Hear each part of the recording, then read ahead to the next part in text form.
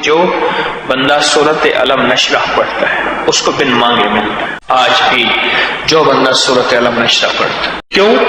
اللہ جل شانہ نے اپنے حبیب کے ساتھ یہ وعدہ فرما دیا کہ آپ کو بن مانگے میں نے آپ کا سینہ کھول دیا، بن مانگے آپ کا سینہ کھول دیا۔ اور یہ نعمت سورت علم نشرح میں موجود ہے کہ بن مانگے آپ کا سینہ کھول دیا۔ آج بھی جو پڑھتا ہے راستے بھی کھل جاتے ہیں، سینہ بھی کھل جاتا ہے، منزلیں بھی کھل جاتی ہیں، آسانیاں بھی ہو جاتی ہیں، اور مشکلیں بھی دور ہو جاتی ہیں، اور پریشانیاں بھی ختم ہو جاتی ہیں۔ فرمایا کہ جو علم نشرح قیامت تک پڑھے گا اللہ اس کا سینہ کھول دے گا۔ قیامت تک سے مراد موت تک، ہر موت قیامت ہے۔ سورت علم نشرح اس کی برکت سے قیامت تک راہیں کھل جاتی ہیں، بہت زبردست عمل ہے۔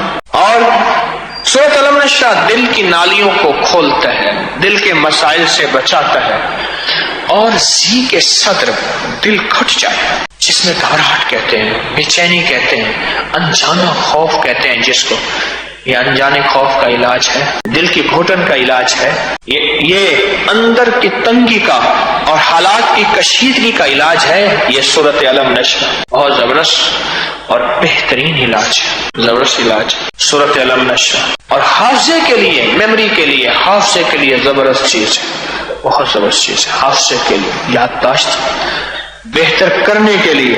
زندگی کی بھولی ہوئی باتیں یاد آنا شروع ہو جاتی ہیں، بہت بہت کمال چیز ہے، حافظے کے لیے زبردست چیز ہے۔